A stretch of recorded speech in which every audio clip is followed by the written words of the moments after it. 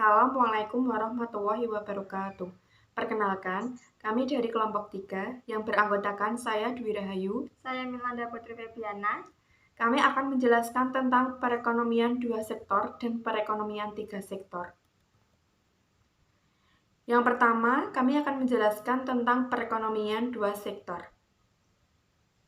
Perekonomian 2 sektor merupakan penyederhanaan dalam mempelajari sistem perekonomian secara keseluruhan.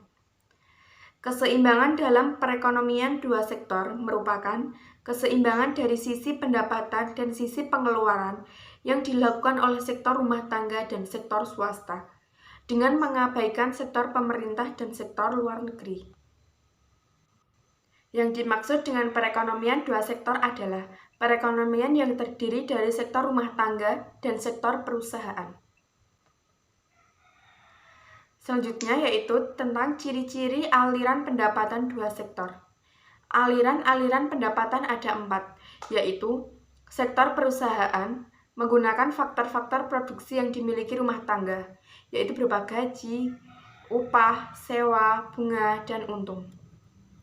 Selanjutnya, sebagian besar pendapatan yang diterima rumah tangga akan digunakan untuk konsumsi, yaitu membeli barang-barang dan jasa-jasa yang dihasilkan oleh sektor perusahaan. Selanjutnya, sisa pendapatan rumah tangga yang tidak digunakan untuk konsumsi akan ditabung dalam institusi-institusi keuangan. Yang terakhir, yaitu pengusaha yang ingin melakukan investasi akan meminjam tabungan rumah tangga yang dikumpulkan oleh institusi-institusi keuangan. Fungsi konsumsi dan tabungan. Yang pertama, kami akan menjelaskan tentang fungsi konsumsi. Fungsi konsumsi adalah suatu kurva yang menggambarkan sifat hubungan di antara tingkat konsumsi rumah tangga dalam perekonomian dengan pendapatan nasional atau biasa disebut pendapatan disposable perekonomian tersebut. Yang kedua, kami akan menjelaskan tentang fungsi tabungan. Fungsi tabungan adalah suatu kurva yang menggambarkan sifat hubungan di antara tingkat tabungan rumah tangga dalam perekonomian dengan pendapatan nasional atau yang biasa disebut dengan pendapatan disposable perekonomian tersebut. Fungsi konsumsi dan fungsi tabungan digambarkan dalam bentuk kurva, juga dapat dinyatakan dalam bentuk aljabar, yaitu sebagai berikut. Fungsi konsumsi adalah C sama dengan A plus BY. Fungsi tabungan adalah S sama dengan min A plus 1 min B dikalikan Y. Hubungan antara konsumsi dan pendapatan. Terdapat beberapa faktor yang menentukan tingkat kompetensi rumah tangga atau secara keseluruhan atau dalam keseluruhan ekonomi. Yang terpenting dalam perekonomian 2 sektor adalah pendapatan rumah tangga. Selanjutnya yaitu ciri khas dari hubungan di antara pendapatan disposable, pengeluaran, konsumsi, dan tabungan. Yaitu yang pertama, pada pendapatan yang rendah, rumah tangga mengorek tabungan. Rumah tangga harus menggunakan harta atau tabungan masa lalu untuk membiayai pengeluaran konsumsinya sekarang. Yang kedua, kenaikan pendapatan menaikkan pengeluaran konsumsi. Yang ketiga, biasanya pertambahan pendapatan adalah lebih tinggi daripada pertambahan konsumsi. Yang keempat, pada pendapatan yang lebih tinggi, rumah tangga akan menabung. Yang kelima, disebabkan pertambahan pendapatan selalu lebih besar dari pertambahan konsumsi, maka pada akhirnya rumah tangga tidak mengorek tabungan. Selanjutnya, kami akan menjelaskan tentang investasi.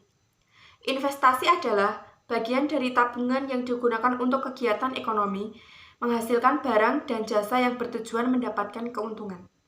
Jika tabungan besar, maka akan digunakan untuk kegiatan menghasilkan barang dan jasa. Di sini saya akan menjelaskan tentang perekonomian 3 sektor. Ekonomi 3 sektor adalah perekonomian yang meliputi kegiatan dalam sektor perusahaan, rumah tangga, dan pemerintah. Dengan demikian dalam menganalisis perekonomian 3 sektor, pada hakikatnya akan diperhatikan peranan dan pengaruh pemerintah atas kegiatan dalam suatu perekonomian. Pengaruh Pemerintah dalam perekonomian tiga sektor dibagi menjadi 4. Yang pertama, pemerintah dapat menjadi peranan sentral sebagai pengatur perekonomian yang terjadi di masyarakat. Yang kedua, pemerintah berpengaruh juga menjadi peranan sebagai konsumen produk, barang, dan jasa.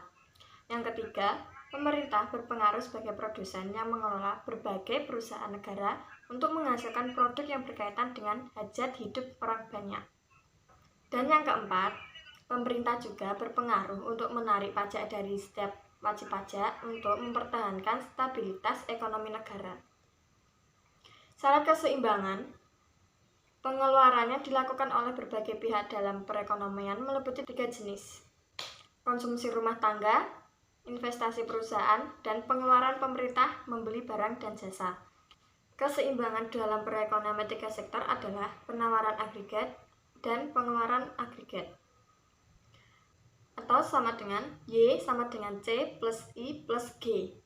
Kegiatan sektor perusahaan untuk memproduksikan barang dan jasa akan mewujudkan aliran pendapatan ke sektor rumah tangga, gaji dan upah, sewa, bunga dan keuntungan. Dan aliran ini sama nilainya dengan pendapatan nasional atau Y. Pendapatan rumah tangga tersebut akan digunakan untuk 3 tujuan, yaitu membiayai konsumen, ditabung, dan membayar pajak. Berdasarkan aliran pendapatan dan perekonomian tiga sektor berlaku kesamaan berikut.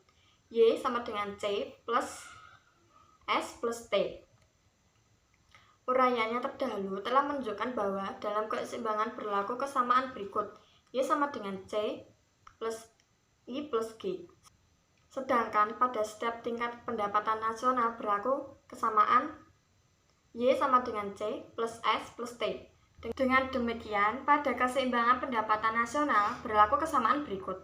C plus I plus G sama dengan C plus S plus T. Apabila C dikurangi dari step ruas, maka I plus G sama dengan S plus T. Dalam perekonomian tiga sektor, I dan G adalah suntikan ke dalam sirkulasi aliran pendapatan, sedangkan S dan T adalah kebocoran. Dengan demikian, dalam keseimbangan ekonomi tiga sektor juga berlaku keadaan suntikan sama dengan bocoran. Sebagai kesimpulan, dapatlah dirumuskan bahwa dalam perekonomian tiga sektor yang mencapai keseimbangan akan berlaku keadaan yang sebagai berikut. Y sama dengan C plus I plus G dan I plus G sama dengan S plus T. Sekian presentasi dari kelompok kami. Apabila ada kesalahan mohon dimaafkan yang sebesar-besarnya. Wassalamualaikum warahmatullahi wabarakatuh.